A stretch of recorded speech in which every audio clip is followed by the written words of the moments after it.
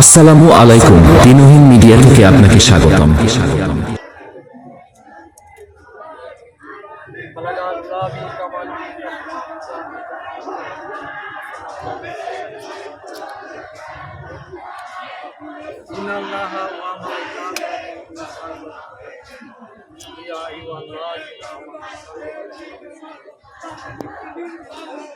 إنما يريد الله ليذهب عنكم السحر والغيظ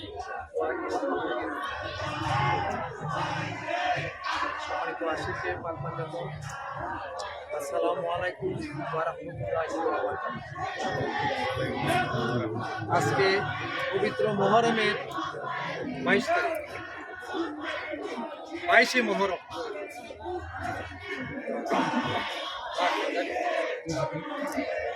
এই আজকে 22শে মুহররম।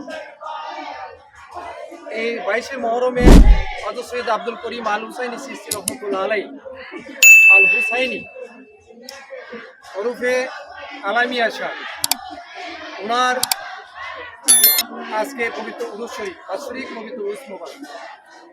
তো ওই দিনটাকে আমরা বিশেষ করে আমরা অনেক শ্রদ্ধা করি। আমরা ওই দিনটাকে আমরা খালি পায়ে পালন করি, যেহেতু হযরত সৈয়দ আব্দুল করিম আল হুসাইনি চিশতি রহমাতুল্লাহ আলাইহি উনি পাক পাঞ্জাতনের একজন শ্রেষ্ঠ আশেক ছিলেন। ওনার মারফতে আমরা অনেক কিছু, অনেক জায়গার মধ্যে, কিশোরগঞ্জ, সিলেট জেলার মধ্যে অনেক ইমামবাড়া ওনার নির্দেশে স্থাপিত আছে, অনেক ভক্তবৃন্দ ওনার বিভিন্ন দৃষ্টিতে আছে। আজকে ওই 22শে মুহররমের তারিখে আমরা আসলাম, যেহেতু অনেকে মনে করে যে এই 22শে মুহররমের তারিখটা কি। এই 22শে মুহররমটা হইল আসলে হযরত সৈয়দ আব্দুল করিম আল হুসাইনি চিশতি রহমাতুল্লাহ আলাইহির উফাত দিবসের তারিখ। যেহেতু উনি একজন পাক পাঞ্জাতনের শ্রেষ্ঠ আশেক ছিলেন, সেই জন্য আমরা 22শে মুহররমটা, ওনার 19 তারিখটা আমরা জাঁকজমকভাবে আমরা পালন করি। দেখেন আজকে যে আমরা মুহররমের যে অনুষ্ঠানগুলি আমরা করি, যে এগুলি আমাদের অত্যন্ত জরুরি দরকার। যেমন আল্লাহ রাসূল কি বলছেন, হুসাইন মিন্নি ওয়া আনা মিনাল হুসাইন, অর্থাৎ আমার থেকে হুসাইন, হুসাইন থেকে আমি, আমার থেকে হুসাইন, হুসাইন থেকে আমি। তাহলে হাকিকতে হুসাইন আমার রাসূল পাক সাল্লাল্লাহু আলাইহি সাল্লাম হইল এক। হাকিকতে হুসাইন আর আমার রাসূল পাক সাল্লাল্লাহু আলাইহি সাল্লাম হইল এক। তখন আমরা এই মুহররমের তারিখে, এই 10টা তারিখে আমরা বিভিন্ন নিয়ম কারণে আমরা আমাদের পূর্বপুরুষ যারা ছিলেন ওনাদের দিক নির্দেশনায় আমরা চলেছি, অদ্যাবধিও আমরা চলতেছি। আশা করি ভবিষ্যতেও আমরা করব, কারণ এই আহলে বায়তের ভালোবাসাটা আমাদের জন্য ফরজ করে দেওয়া হয়েছে। আহলে বায়তের মহব্বতটা আমাদের জন্য ফরজ করে দেওয়া হয়েছে। কোরআন শরীফে আল্লাহ পাক ঘোষণা করছেন, কুল্লাস আলাইকুম আলাইহি আজরান ইল্লাল মাউতাতা ফিল কুরবা। হে হাবিব, আপনি বলে দেন যে বলুন, আমি রাসূলের বিনিময়ে আমি তোমাদের কাছে কোনো পারিশ্রমিক কিছুই চাই না, শুধু আর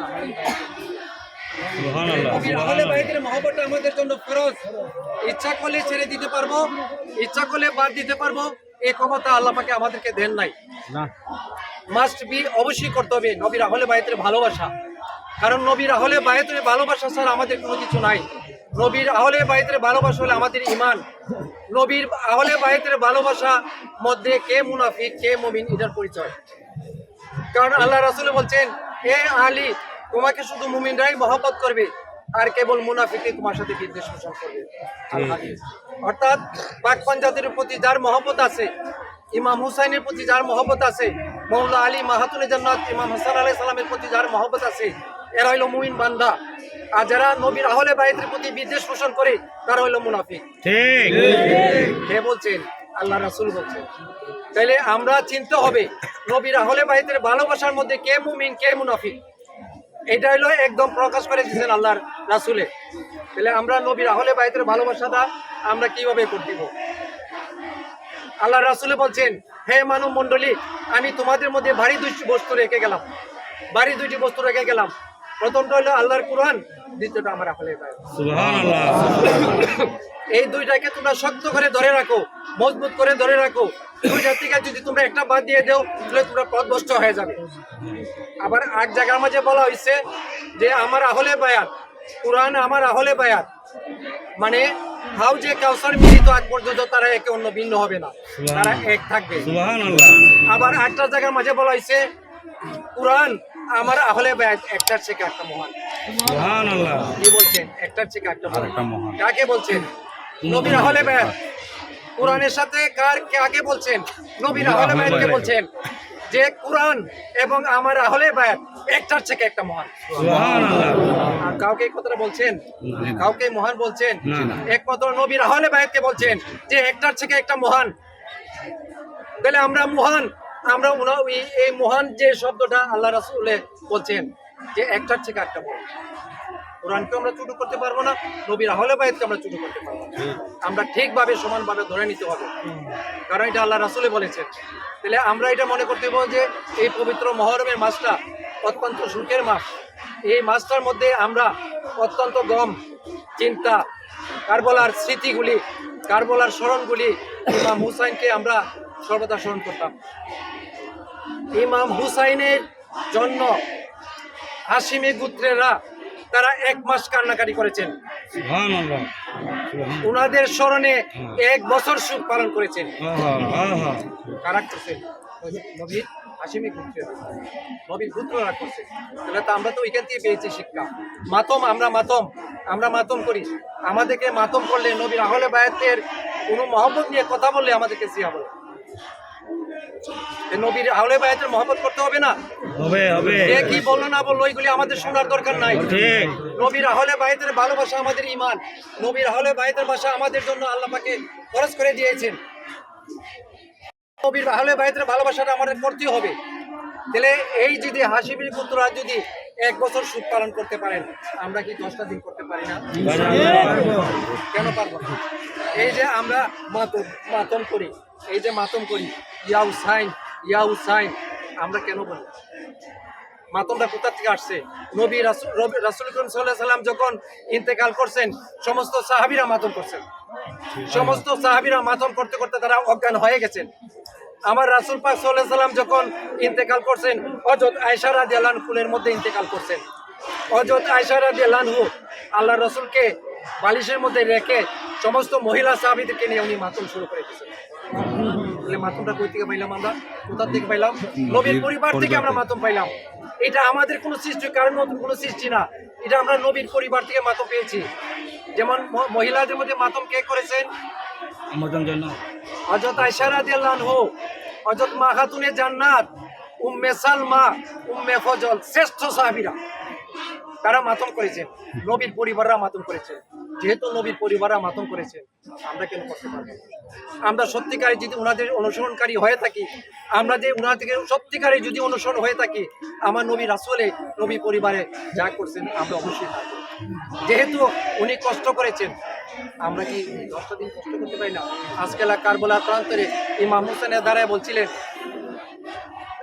22,000 কাফের সৈন্য, 22,000।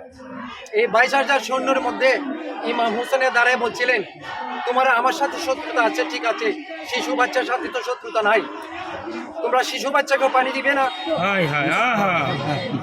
তখন তারা করলো, তারা একদম নির্বাক মূর্তি মতন দাঁড়ায় দিচ্ছে।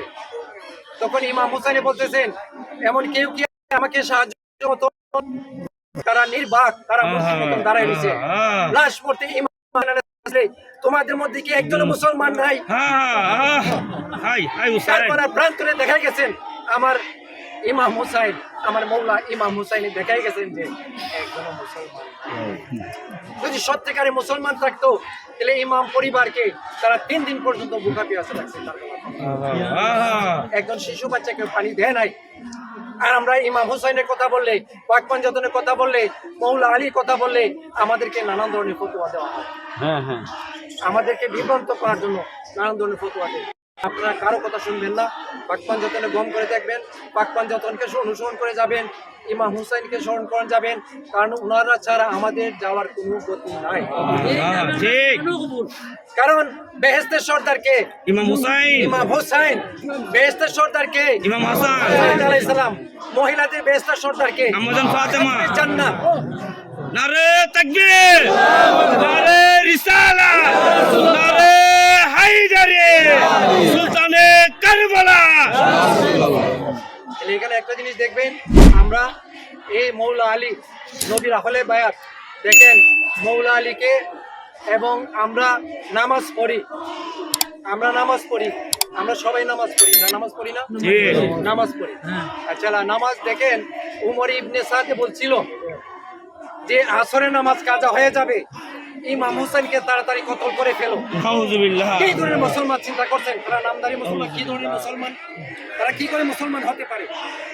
বলতেছে যে ইমাম হুসাইনকে তাড়াতাড়ি কতল করো, আসরের নামাজ কাজা হয়ে যাবে।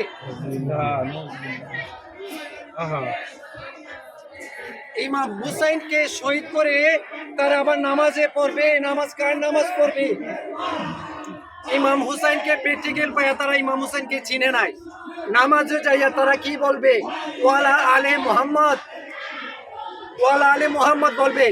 ওয়ালা আলে মুহাম্মদের শব্দ অর্থ কি? ওয়ালা আলে মুহাম্মদ, মুহাম্মদ এবং মুহাম্মদের পরিবার, মুহাম্মদের আল, মুহাম্মদের বংশের উপরে যতক্ষণ পর্যন্ত দুরূদ ও সালাম না পড়বো ততক্ষণ আমার নামাজ হবে না। তাহলে আমরা কার নামাজ পড়বো? যদি ইমাম হুসাইনকে চিনি না, নবীর আহলে বায়াতকে চিনি না, তাহলে আমরা কার নামাজ পড়বো? নবীর আহলে বায়াতের ভালোবাসা রেখে আমরা নামাজ পড়বো। কারণ আল্লাহ পাকে বলে দিয়েছেন যে সর্বোচ্চ মহব্বত নবীর আহলে বায়াতকে করতে হবে। অনেকে বলে যে আমরা নবী আহলে বায়াতকে এত মহব্বত করি কেন? আল্লাহ পাক বললেন কেন? আল্লাহ পাকে জিজ্ঞাসা করেন, আল্লাহ পাকে জিজ্ঞাসা করেন আমার রাসূল এত মহব্বত করছেন কেন? রাসূল পাকে জিজ্ঞাসা করেন আল্লাহ পাকে আয়াতটা কেন আমার রাসূল পাকে বলাইছেন, কুল্লা সালুকুম আলাইহি আজরান ইল্লাল মাউদাতা বিল কুরবা। এর সর্বোচ্চ মহব্বত করার জন্য তো আল্লাহ পাক নিজেই ঘোষণা করছেন। মাওয়াদাতা শব্দের অর্থ কি? প্রাণাধিক, অর্থাৎ প্রাণের থেকে মহব্বত করবো কাকে? নবীর আহলে বায়াতকে করবো। তাহলে আমরা নবীর আহলে বায়াতকে মহব্বত করবো নাকি মুনাফিকদের মহব্বত করবো? মুনাফিকদের প্রতি বিদ্বেষ সবসময় করার জন্য আল্লাহ রাসূল বলে গেছেন, এ আলী তোমাকে শুধু মুমিনরা মহব্বত করবে আর কেবল মুনাফিক তোমাদের সাথে বিদ্বেষ পোষণ করবে। ঠিক হাদিস। তাহলে আমরা দেখবেন সব জিনিসগুলি এইগুলি মনে রাখবেন। কে কি বললো, কে কি বললো না, এগুলি আমাদের শোনার দরকার নাই। আমরা পাক পাঞ্জাতনের অনুসারী যদি সত্যিকারে হয়ে থাকি, আমরা মৃত্যুর আগ পর্যন্ত পাক পাঞ্জাতনের কাজ করে যাব ইনশাআল্লাহ। এটা মনে রাখবেন। দেখেন আজকে উরুসের দিন আমি আসছি, এইখানে হযরত আব্দুল করিম আল হুসেনি চিশতি রহমতুল্লাহ আলাইহি, আলাই মিয়া সাহেব, মলাই মিয়া সাহেব, জলাই মিয়া সাহেব, তারা তিন ভাই। ওনারা আমাদের বড় বাবা, আমাদের বড় বাবা। ওনাদের স্মৃতিগুলি সারা বাংলাদেশে ছড়িয়ে আছে। ওনাদের স্মৃতিগুলি বিভিন্ন জায়গায় ছড়িয়ে আছে, কিশোরগঞ্জ জেলায়, সিলেট জেলায়। ওনাদের নির্দেশক্রমে অনেক অনুষ্ঠান মহরমের পালন করা হয়, আমরা করি। তাহলে দেখেন আমরা পূর্বপুরুষরা যারা আনছেন, যেমন আলাই মিয়া সাহেব, মলাই মিয়া সাহেব, জলাই মিয়া সাহেব, তারা কিন্তু আল্লাহর শ্রেষ্ঠ ওলি ছিলেন। তারা জানতেন যে করবলার যে ভাবগতিটা তারা বুঝতেন, আহলে বায়াতের মর্যাদা তারা বুঝতেন। সেজন্য আমাদেরকে ওই শিক্ষাটা দিয়েছেন। কারণ নবীর আহলে বায়াতের পথ ছাড়া আমাদের কোনো পথ নাই, একটা পথ হলো নবীর আহলে বায়াত আমাদের ঈমান। তাহলে সম্মানিত আশেকে পাক পাঞ্জাতন দেখেন বৃষ্টি পড়তেছে, আপনাদেরকে কষ্ট দিব না। আর এখানে আমি আসছি এই অস্ত্রগ্রাম হাবিলি বাড়ি, আমার ব্লাড, আমার রক্ত, আমার চাচার বাড়ি, আমার পুরুষের বাড়ি, আমার শ্বশুরের বাড়ি, সবই। আলিমা সাহেব আমার বড় বাবা, জলাইমা সাহেব আমার বড় বাবা, মলাইমা সাহেব আমার বড় বাবা, সবই আমাদের পূর্বপুরুষ।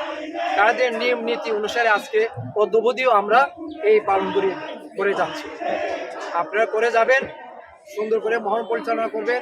আর এই আটকলার মাঝে এত সুন্দর একটা পরিবেশ, এত সুন্দর, দেখলে মনে হয় যে কারবালার চিত্রগুলি মনে হয়ে যায়, এই কারবালার চিত্রগুলি মনে হয়ে যায়। আপনারা সুন্দর করে করবেন যে কারবালারও ভাবগতি, এটা আমরা একটা জারির মধ্যে আছে, কারবালারও ভাবগতি জানিয়ে ও সন্ধানে বজম মুর্শিদে। পেলে আমরা তো দেখেন যে ওনারা দেখাই গেছেন আমাদের কারবালার পর্দা কিভাবে আমরা করতে হবে, আমাদের আহলে বায়াতকে কিভাবে মহব্বত করতে হবে, ভালোবাসতে হবে। আপনারা করে যাবেন সুন্দর করে ইনশাআল্লাহ। আল্লাহ পাক পাঞ্জাতনের দয়া আপনাদেরকে অবশ্যই সত্য পথে নেবেন, যেহেতু পাক পাঞ্জাতনের পথে যারা আছে অবশ্যই সত্য পথে আছে। আমিন আমিন। যেমন রাসূল পাক সাল্লাল্লাহু আলাইহি সাল্লামে একদিন এর জন্য দোয়া করছেন, আমার মৌলা আলীর জন্য দোয়া করছেন। কিভাবে দোয়া করছেন? ইয়ে আল্লাহ, আলীর প্রতি তুমি রহম করো, আলীর প্রতি তুমি রহম করো। আলী যে দিকে করবে তুমি সত্য হককে সেদিকে করিয়ে দিবে। তাহলে আলী যে দিকে আছেন সত্য হক সেদিকে আছে। তাহলে একদিন হযরত আম্মার রাদিয়াল্লাহু আনহু আল্লাহ রাসূল বলছেন, এ আম্মার, সমস্ত সাহাবীরা যদি একদিকে যায় আর আলী যদি একদিকে যায়, তুমি কোন দিকে যাবে? তখন আল্লাহ রাসূল নিজেই বলছেন, এ আম্মার, তুমি আলীর দিকে যাবে। আলী সত্য পথে, আলী মঙ্গলের, কল্যাণের, তুমি আলীর প্রতি যাবে। বলে আল্লাহ রাসূলের যে পথ দেখাই গেছে আমরাও এই পথে যাব। সম্মানিত আশেক ও পাক পাঞ্জাতন, দেখেন এই বৃষ্টির মধ্যে কিছু বেশি বলা যাবে না। আমি মনে করি পাক পাঞ্জাতের আলোচনা ঘন্টা ঘন্টা করলে হয় না, দুই একটা শব্দই আমি মনে করি যথেষ্ট। বেশি আলোচনা করার আমি প্রয়োজন মনে করি না। সম্মানিত আশেক ও পাক পাঞ্জাতন, আমি এখানে আমার বক্তব্য শেষ করে ফেলবো। আসসালামু আলাইকুম ওয়া রাহমাতুল্লাহি ওয়া বারাকাতুহু।